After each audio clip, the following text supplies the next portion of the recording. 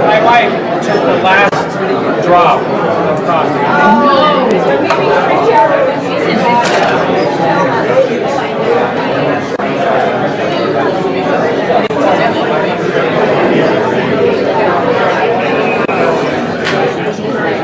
Were these just lying on the table? Yes. Is Jim here?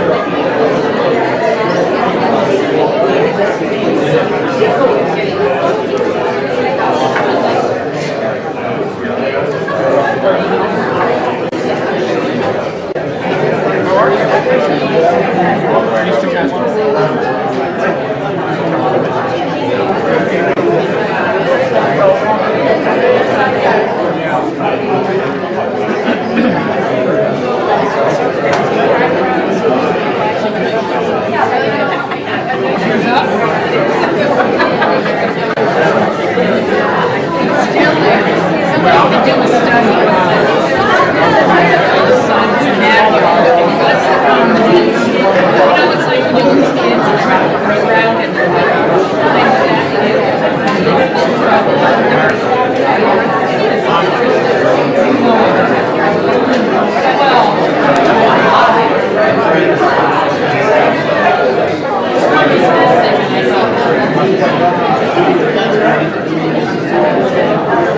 Kathy, this is my wife Carol. This is Chandler Earl.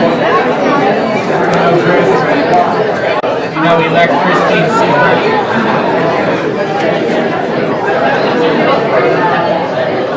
We can't vote for you.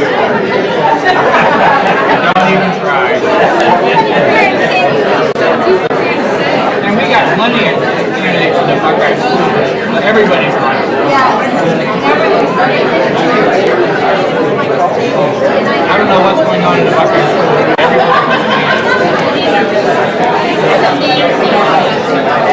Alright, go ahead and hand them out things up.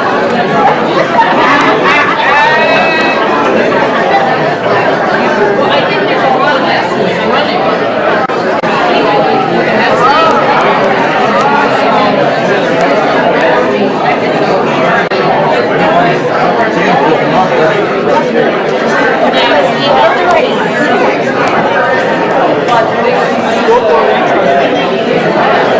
It's like a recreational sport.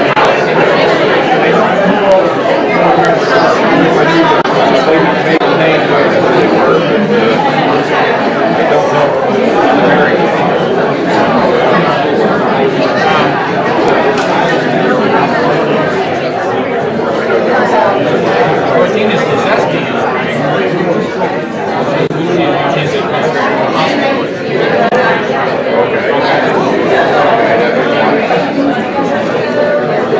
John Hall. Oh, Shannon is I don't know these people are. There are only 1,600 people in the Kingdom Township. Do you think I know some of them?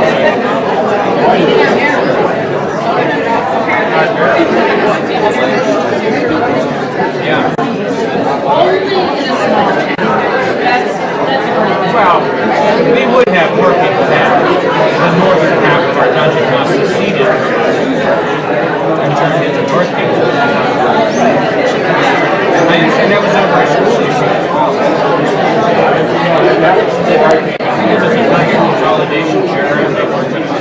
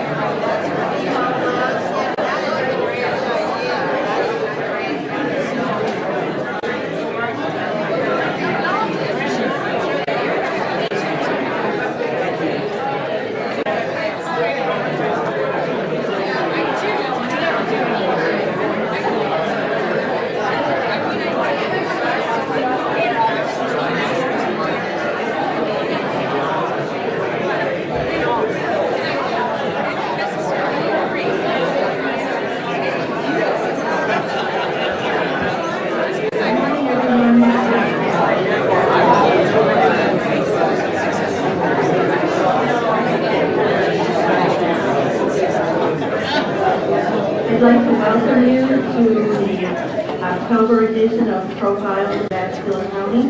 I'm Susan Stockard, the Dean here at Kent State Ashtabula. Profiles is sponsored by Leadership Ashtabula County, Growth Partnership, Kent State Ashtabula, and the Gazette. So welcome to everyone today. I'd like to add a special welcome to our State Representative John Patterson, who was able to join us today.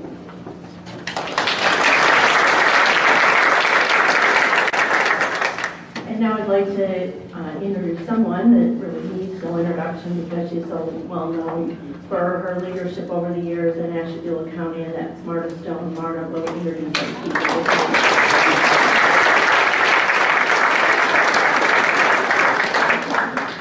Well, good morning, everybody. What a gorgeous fall day. So there's some advantages in the fall to live in a big county and drive north early in the morning. And Holly, you might have seen that. The sun over the soybeans is actually the color of my sweater vest. Beautiful day. It's great to be here. What a privilege it is to introduce our speaker. When Susan contacted me, I said I would be delighted to introduce our speaker today, Josh Knights, who's the Executive Director of the Nature Conservancy in Ohio. Josh leads a team of experts dedicated to conserving Ohio's landscapes for people and nature. Under his direction, the Nature Conservancy led the ballot campaign to renew the $400 million Clean Ohio Fund, and we know how big that is.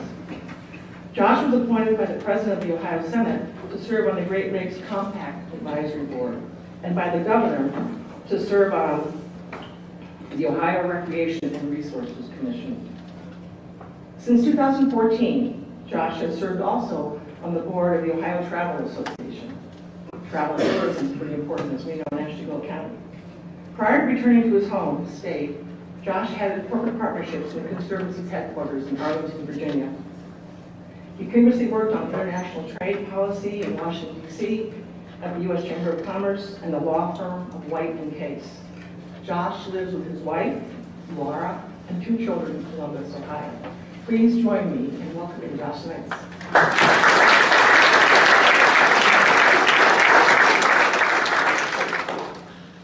right, okay, set up here. So I just thought it was interesting. I was trying to measure the amount of enthusiasm in the round of applause for Representative Patterson versus Marta. Representative, gotta watch out. So, thanks very much for having me here today. And Dean, what a beautiful campus you have here. You've done outstanding work. Just delightful to drive in here this morning. And clearly, students are very lucky to have a chance to go to Kent State Ashtabula. I want to say thank you as well to the sponsors of today's breakfast, in addition to Kent State, Leadership Ashtabula, the Gazette, and of course, Growth Partnership for Ashtabula. And this is a really friendly room for me. It's so good to see folks like Mark Winchell, Larry Frimmerman, Stuart, Rick, just a whole host of folks. Stephanie's in the back, Amanda from CVC, a whole host of folks that just make this community one of the most impressive communities that I had a chance to interact with. And of course, I've got to say a big thanks again to Marta. She is one of our newest Nature Conservancy trustees. She's done great work for us up here in Northeast Ohio. She goes above and beyond, I think, as most of you know. And frankly, last night was no exception. She let me sleep in her guest room, took me out to a Mexican restaurant. So that's the type of hospitality we give Marta. I'm going to get to Greg here in just a second with my first slide. So I was really flattered to have this coverage in the Gazette in terms of the profiles breakfast here on the right-hand side. Hopefully some of you guys saw this. Each year my mother goes ahead and gets cabins at one of Ohio's state parks, and I go with my family, my sister goes with her family, my mother goes, and we have some other friends who go. So Marta had given me a copy of this, and I went and I showed it to my mother, and she knows me well enough to spot fake news when she sees it. So that is just way, way too flattering, and do not get too big for your britches. But what I really thought about this page, which was far more interesting in my mind than a very flattering photo, by the way. Anyone from the Gazette's here, so thank you very much. Was the article by Greg Myers from Growth Partnership for Ashtabula, which talked about how we as a community can have a big impact in terms of making Ashtabula a place where people want to live and businesses want to locate. So again, remember my background, U.S. Chamber of Commerce, very much in tune with what it takes to make a community vibrant in terms of the economy. And a lot of good news in Greg's article. Economic development is moving ahead here in Ashtabula. Congratulations. I know you all have a role in playing with that. But the thing that I thought was most interesting was toward the end of his article, Greg kind of flags a challenge here in Ashtabula. And that was a net migration of qualified workers out of the county to other areas where they were living. And I think that is why the Nature Conservancy feels it's so important to invest in this local community. It's the quality of life issue. As I mentioned, I used to work for the U.S. Chamber of Commerce, and we had the saying at the Chamber of Commerce that capital, including human capital, people, workers, they go where they're wanted, but they only stay there if they're treated well. And I don't need to tell this group, you're a bunch of business leaders, you know that it's important to be able to retain workers. You got to have good paying jobs. You got to have a reasonable tax structure that will support things like schools. And frankly, you need to offer a high quality of life. People need to have places to visit, things to do, especially those workers that have young families. And so that's why the Nature Conservancy was extremely proud to be honored at last year's Best of Ashtabula County event with Growth Partnership's Community Vitality Award. And so there I am with Marta and Karen Seidel, who until recently had been our project manager up here, and Elisa Demas, who is our development officer up here in northern Ohio. We were recognized for the contributions that we were making to the county to make this a more vibrant and attractive place for people to live. And that's a little bit about what I want to talk to you this morning. So why does an environmental group care about these things? Well, I mean, these are social issues, they're economic issues. I thought you guys are interested in flowers and butterflies and bugs, right? Well, our mission at the Nature Conservancy is to figure out how to conserve those places on which all life depends. And when we say all life, we're not just talking about those butterflies and birds and bugs. We're talking about people too. In fact, people are very much at the center of why we do what we do. Because let's face it, if people don't care about the environment, if people don't care about nature, if people don't see that connection to our natural world, they just won't understand why it's important to conserve it. So one of the things we've really tried to do is emphasize that connection and to make nature an asset for all those communities in which we're working. We know that a healthy environment can contribute in many ways to a healthy community, like what you have up here in Ashtabula. And our vision, frankly, is a world in which people and nature thrive. Now, I was talking with Rick a little bit earlier, and I said, Rick, I'm going to get 2 questions from this audience. And I guarantee it. One, they're going to think we're Western Reserve Land Conservancy. And then they're going to ask us about a project that Western Reserve Land Conservancy is doing, which is a great project. And I'm going to have to say, that's Western Reserve. We're not doing that. And then the second thing is we're going to be asked about taxes. So I'm hoping one of you is going to ask us about property taxes toward the end of this presentation. But we are different from a lot of the other environmental groups that are out there. There are a lot of groups out there that the organization of no, they're the organization of but, or you can't do that. And the Nature Conservancy, our board chair, I think, describes it best. We're the organization of and. We're the organization of how do you have good paying jobs and a healthy environment? How do you bring solutions to the table that will attract Republicans and Democrats? How do you do things that will benefit people and nature? So I think that's something that sets us apart from a lot of other groups that are out there. So, for instance, when we see a wetland, and this is actually a photo taken from our Morgan Swamp Preserve here in Ashtabula, we don't just see a swamp, excuse me, that is home to many native species. When we see a wetland, we see a natural process for filtering and cleaning water that is used by communities downstream. We see a place for sportsmen to go out and hunt. We see a place for students to come out and learn about the world around them, or college students to come out and do research. And we see a place for local residents to be able to enjoy and get away from the hectic pace of their everyday lives. So in Ashtabula County, probably our most obvious presence is going to be our Morgan Swamp Preserve, and that's down near Rock Creek. So how many people have visited the preserve? Oh, wow, that's a very good, great. Glad to see that. So we started acquiring land out here a little over 30 years ago in 1985 to help protect the Grand River tributary, which is one of the cleanest tributaries flowing into Lake Erie.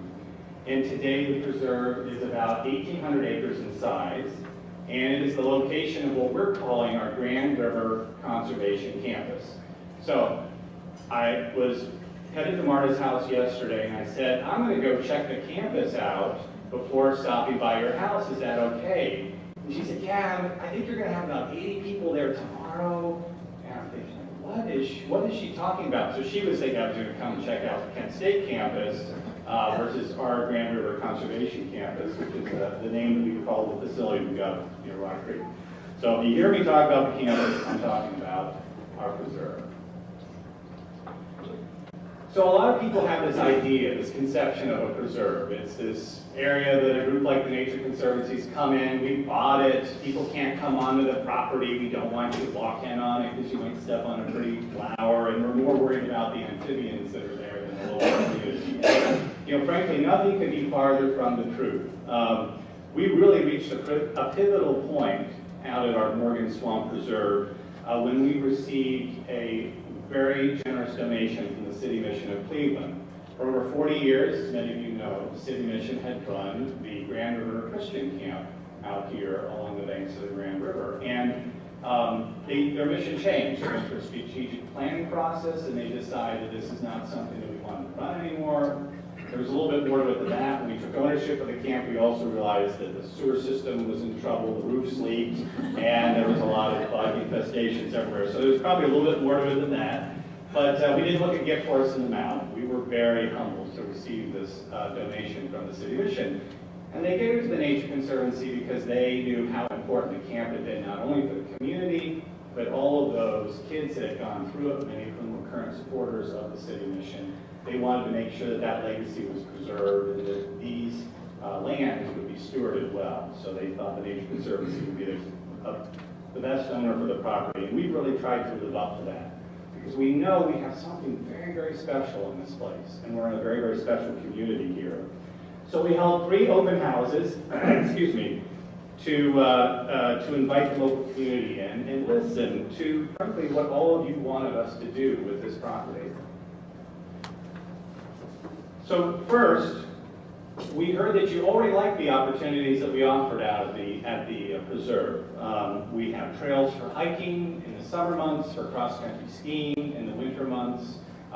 We have hunting on the property, gun, muzzleloader, archery season. We work with the National Wild Turkey Federation on turkey hunting out there. Boy, if any of you like to shoot raccoons, we'd like to have you out on the property as well. So there's a lot of natural features out here that people go out to enjoy. Birding. We found people out there doing wedding, engagement shots, all sorts of stuff. So people enjoy it for obviously the nature that's there. But what we also heard is that we heard a need for clean and well-maintained spaces for meetings. This is obviously wonderful out here, although as I've learned from many of you, there is everybody who lives north of I-90 and everybody who lives south of I-90. So we're a south of I-90 option for those of you that may want to not cross over that border. The campus has a very large gymnasium. It was newly built. The City Mission put a lot of money into the facility. It's a gorgeous spot. It used to have rock climbing wall on it. We took that down for safety reasons. So if you're into that, that's probably not not a reason to come out here, but we've hosted a number of groups already. It is available now to the public. And I think we even hosted Leadership Ashtabula out there at one point in time. But finally, and this is what I want to spend a little bit of time on, we heard about the need for opportunities for education, and especially for middle school students. And we had, and I was just talking to the representative at breakfast, I was rattling off a few adjectives. We had a group of dedicated, fanatic, zealous, messianic, I'm not sure which is the right adjective, but very driven retired science teachers who, little did we know, had cooked up plans for us way before we actually even had any conversations with them, and we're so glad that they did. I think a number of folks who have been active are here. And Janet, are you somewhere in the back? There she is. Okay. So we go by the name TNC for the Nature Conservancy, but they had their own TNC for Teen Nature Center. So that was their vision from day one. So here's Janet actually out with some kids in the area. Because what we heard is that a lot of students here were really struggling with meeting their state requirements for science, especially middle school students. And we had a conversation with the superintendent and some of the other local school district officials, and they really embraced this vision for turning the campus into something where we could really reach these students. And I'll try to hold it together here, but we had some groups come out early on, some busloads of kids come out, and before we even invested a dime in the place. And later that weekend, at least a dozen of those kids came back, bringing their parents, because they just it meant something to them. And this is why we do what we do. So I'm sorry to lose it a little bit there, but that is our drive. That is what we're doing, a lot of the work we're doing here in Ashtabula, because we want to reach those kids that really are the next generation for the future. So we were delighted to have that reaction. We've also kind of worked a little bit higher up the food chain, so to speak, and we had a similar request from Lake Erie College out in Painesville. They needed a place for their undergraduates to come to do research and to do that type of long-term study that they weren't able to do based on the facilities they currently have. So we've signed an MOU with them. They'll come out to Morgan Swamp, and we've got 4 other preserves in the area where they are able to come and do that kind of research that they don't necessarily have another opportunity to do. So again, education, science, research, reaching that next generation, so important. And we're so glad, Janet, to you and your team. So in your debt for being willing to do that. Yes, definitely a team. So here's a preview of what you will see out at the Nature Center. We're in the process of putting this together. Janet, you guys better help staff this thing because you guys have a very big vision. In fact, I think on some of the tables, or actually I was given a preview of what some of the curriculum and programs will look like out at the Nature Center. We are very, very excited to be naming this Nature Center in honor of Dr. James Bissell. I think the Bissell family is well known to all of you here for the maple syrup operation. And I'm sure many of you know Jim. He's frankly one of the most, if not the most distinguished naturalists in all of Ohio. He runs the Natural Areas Program at the Cleveland Museum of Natural History. He is an emeritus trustee for the Nature Conservancy. And we could think of we could not think of anyone more qualified than Jim to be able to honor and name the New Bissell Nature Center after his work, his outreach with the public on why nature is important, educating people about the wonders of nature. Nobody even holds a candle to. So that center will be formally open to the public a little later this month. A couple other points here. I just want to be mindful of the time. So since taking ownership of the campus, we've invested more than $1 million in improvements, including the Nature Center, and wherever possible, we try to hire local contractors. We want our dollars to stay local here in Ashtabula. We have maintained 2 full-time staff at the Nature Center, and I want Jacqueline, can you raise your hand? Jacqueline is our Northeast Ohio Preserve Manager. She's joined by another staff member, Ken, who is out cleaning this morning, I think, getting ready for the next phase of the Nature Center. So we have 2 full-time staff, and then we often will hire seasonal staff that will come out, live in Ashtabula, spend their money here during the summer months to help with a lot of the natural invasive species work and other things that we're doing out there. So one more story I just want to tell you before I wrap up here. We are a group that does a lot of real estate work, so we know a good asset when we see it. We know a good piece of property when we see it. And I, frankly, travel for my job the entire state, so I get to see, all 4 corners of Ohio. And I can tell you, in all honesty, that Ashtabula is one of the most beautiful places in Ohio. We are really blessed with the natural beauty that we have up here in Northeast Ohio. And it's no wonder there are many attractions here. The wineries, the covered bridges, the green space, the bike trails, the B&Bs, that people will come up to spend their time there to rely on a healthy environment and the way we protect the natural areas that we have up here. So for that reason, we asked one of our trustees, who works for a global branding firm called LPK, they do a lot of work with companies like Procter & Gamble, to develop, free of charge to the county, a new visual identity that would really market Ashtabula as a destination for outdoor enthusiasts. And we had a pleasure of working with Mark Winchell as part of that team to pull this together. I think a lot of you are familiar with the A up there, and how that's been used in a lot of different ways here. It really has done a nice job, I think, bringing a lot of these assets that you have here in Ashtabula together under one collective identity. So a lot of people don't know. This was the Nature Conservancy that helped make this happen. I think it's important that as leaders, you guys know this. We then followed up with Mark and his team at the time with a gift of $10,000. We wanted the Convention Visitors Bureau to be able to deploy this new visual identity, to go ahead and launch it online, to do publications like this.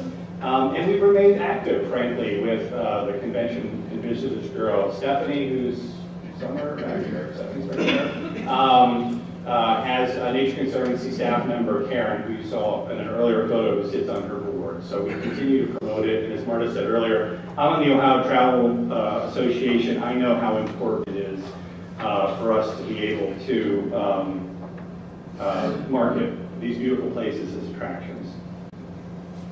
So just in wrapping up, I just want you to think of the Nature Conservancy and our approach to conservation. It's all about community. Community is at the heart of it. Those kids are at the heart of it. You're at the heart of it. We have a saying at the Nature Conservancy that when you acquire a piece of property, you acquire a neighbor. And so it's our responsibility to be a good neighbor and to do what we can to really contribute and give back to the communities in which we operate. So thanks again to all of you for the chance to speak this morning at this breakfast and to share some of the ways we're trying to achieve that goal. I do want to end here by inviting everyone to come out for the grand opening of our Dr. James Bissell Nature Center, Saturday, October 21st. There's some information on each of your tables. We'll have a ribbon cutting at 10 a.m. Representative Patterson will share a few words with us. We'll have tours of the campus following that, the Nature Center, the campus. So we'd love to have you join us. So just a couple of other folks I wanted to recognize. Elisa, can you raise your hand as well? So Elisa Demas, our Chief Development Officer up in Northern Ohio, she's the one who is bringing in, frankly, dollars from around the state to Ashtabula to invest in places like the campus. Really grateful for the work she does. Jacqueline, fantastic, fairly new hire for us, comes all the way out from Oregon, and I think those of you who've been out to the West Coast know they have some pretty beautiful places in Oregon. So you got to have something very special here in Ashtabula to lure someone to leave Oregon and come out to Ohio. So really lucky to have Jacqueline. So I'm going to pause there, and if there are any questions, I'd like to try to answer them. I know we're on a quick timetable here, but maybe one or two. Yes, in the back. I see you guys are having some workshops. Is there a cost for the workshops that you guys have? Good question. Janet's shaking her head no, and I just do what Janet tells me. So there's your answer to that. So please join us. I do think, I was scanning that, I do think just because we are working with volunteers, we don't have unlimited numbers of people that can come out just, to manage the group. So I think space is limited, but there's no cost. So, any other questions? Mark, usually you like to get one in. Oh, yeah, no, I'll plug for the grading effort. Obviously, again, that was an effort through CDC and Nation Services, brought an LPK, they spent a week with us, and followed for maybe 6 months after developing that. That was a $50,000 or $60,000 campaign. In addition to the cash gift to be able to let us launch that, the Grand National drive over the I-90 bridge, over the actual work with us to get stamped in the concrete. So that brand is here to stay. So we encourage the community to use it, embrace it. Again, that was a wonderful opportunity for us to merge this idea of economic development and conservation as hand-in-hand partners rather than at odds with each other. Thank you, Mark. Thanks. Yeah, Rick. Can you tell us whether or not you pay real estate taxes? All right.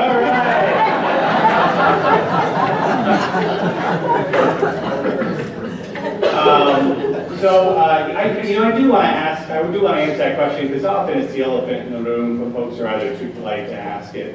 So the answer is, we are a nonprofit. So just like your house of worship, we do not pay tax on the property that we own. However, we are very aware of the impact on local communities. So what we have done is we make a voluntary donation to those townships in which we operate. So Morgan Township, or Home Township, where our preserves are. Those are donations that are calculated roughly on what we would have paid if we were paying taxes in those communities, because we know those political entities, the townships. Larry, you're a former township trustee. You know how tight budgets can be. We know that those townships really need every dollar they can get. So we are very happy to provide those dollars to those townships. Also, God forbid we should ever have need of it, but we need EMS or, and obviously the roads getting into our preserve.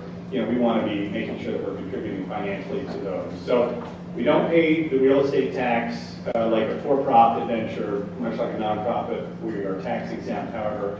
We are trying to do our bit there. And, my hope is that, again, we're not creating this preserve and telling people hands off. We really are investing a lot of money to try to get people to come out, to enjoy it, to try to enhance the programs that the local schools have, bring in college students, bring in tourists from outside the community. One of the reasons why we love working with Stephanie and her team, to be able to spend money here and actually do things like the visual identity that we can then contribute back to the community. So leave it to you to decide whether or not it's a good deal. We hope it is a good deal for Ashtabula, because we're really trying to enhance, I think, one of the greatest strengths that's up here in Northeast Ohio. Representative, you get the last word. Well, that's at home with Nancy, she gets the last word. But I want to piggyback off what you just said. Tourism, Stephanie, right, $435 million last year. And growing, yeah. And growing. And my question is, on a larger scale, because you are here and because of the work of the Metro Parks, do we have numbers as to the economic enhancement that these projects have made in terms of people deciding to live here or businesses deciding to locate here, things that aren't obviously easily accessible in the bottom line? But I sense, and some of you do too, that the momentum is growing for that sort of activity to take place. Do we have any projections as to what this economic difference is because of you and some of the other folks that are out there? I'd invite Stephanie or Amanda from CDC maybe to take a first crack at that if you have any comments on that. I don't have any hard numbers off the top of my head, Representative. I do know, though, that, again, traveling the state, any community I go into, when I see the economic development brochure, they talk about the infrastructure, they talk about how good the school system is, and there's always a photo of the green space in the area, whether it's a park or a river frontage or something like that. So, I do know that these are some of maybe they're intangibles individuals. They're a little harder to quantify, but I do know that people look at that quality of life as one of, it's not just where the jobs are. You know, they want their families to be happy where they are. So it's a package, and we think we contribute to that package. Okay, so quick, Marta's giving me some coaching here. So one other thing that we're working on is, I think a lot of you know about the restoration of Walnut Beach, some of the funds that are going in there. So the Nature Conservancy was really proud to be part of the team that was looking at that, and got an amazing, this is very rare to find these types of beaches, especially with the dune habitat along Lake Erie. So one of the things the Nature Conservancy has done is that we've come in and we're helping to restore the dune habitat area, the natural area there. And there's some good reasons for doing that. One of the big costs that the city has is coming out and having to clear all the sand out of the parking lot. You know, if you have a healthy dune system with the grasslands behind that, a lot of that sand gets trapped there, doesn't flow onto the parking lot, for instance. It attracts birds to the area, good birds, that you would want to go and see. We all had our Canadian Goose story, you know, but you've got you know, again, it just really enhances that area. And so, you know, again, our message is how do you work with nature to make it a tool for economic development? We want to be, again, the organization of AND, how do you have these great places to drive economic growth and have a healthy environment. We really think it is, you know, the folks that are out there that's saying it's either a healthy environment or it's good paying jobs, that's a very unsophisticated world. Representative, thank you. Okay, I can take more questions, but again, I just want to be sensitive to everyone's time here. Where does the Nature Conservancy get their funding? Great question. So we get our funding from a variety of different sources. Whenever we buy a piece of property, we always put another 20, we always raise 20% on top of that piece of property, and that goes into a long-term endowment. We don't have a parks levy. We don't get taxes. We don't collect taxes as maybe a government entity might. So we need to have a private source of funding. So whenever we buy a piece of property, we put an extra 20% into endowment. That grows over time. It's invested. And then that generates a rate of return that allows us to pay for wonderful people like Jacqueline and Ken who are up here that do a lot of the operations on the park. We have annual donations. I'm sure many of you are donors to the Nature Conservancy, and we thank you for that. We do what we call major gift fundraising, where we go out and we look to raise large gifts from groups like the Kelvin and Eleanor Smith Foundation or the Cleveland Foundation. There are, Lisa can tell you about some of the local foundations, Ashtabula and others that have supported us here in the community that support our work. And then we do receive some funding from government grants, but those are always competitive. We're always, you know, we put an application, we're competing with other groups. I will say one of the things that we try to do with those government grants is we try to share it with others. We are a firm believer that a rising tide lifts all boats. So we've been very successful in getting Great Lakes Restoration Initiative grants, GLRI, that's a federal program, I'm sure a lot of you are familiar with it. By the way, next time you see Representative Dave Joyce, please thank him. He's been a big champion of that. And a lot of that money has flowed into Ohio, and a lot of that has flowed into Northeast Ohio. We use that money to go get rid of the Phragmites, to restore healthy streams in certain areas. And we don't keep it all ourselves. We've shared it with the Western Reserve Land Conservancy, with Jim Bissell, the Cleveland Museum of Natural History, with the Division of Wildlife. We've used that money to be able to enable a lot of our partners to do good work too. So that's another source of funding that we get. So it's a diverse sort of funding, much like your financial portfolio would be. If we just relied all on one, you know, if it was all public or if it was all private, you know, depending on how the economy was doing, we could be in bad shape. Well, thank you very much for your time. If anyone has any questions afterwards, I'm happy to answer them. This is a great group and we're proud to be part of it.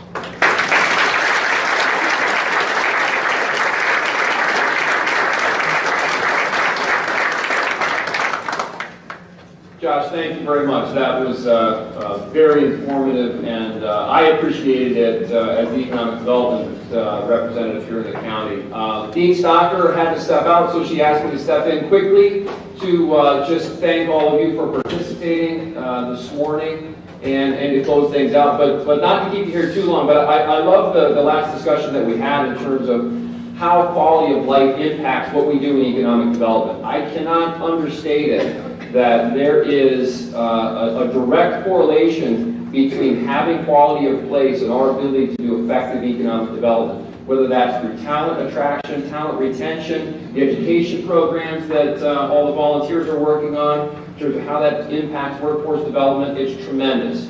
So the correlation there is very, very valuable in terms of direct economic impacts, in terms of what they're doing, tremendous fiscal impacts. I don't have those numbers, but tourism with what Stephanie is doing, with what Larry's doing at the Metro Parks, it all plays together in terms of a comprehensive economic opportunity that we have here in the county. And one can't be successful without the other. So this is extremely valuable to us. So thank you. Josh, I do want to say I was a little nervous when you mentioned fake news, and there was an article of mine right next to you.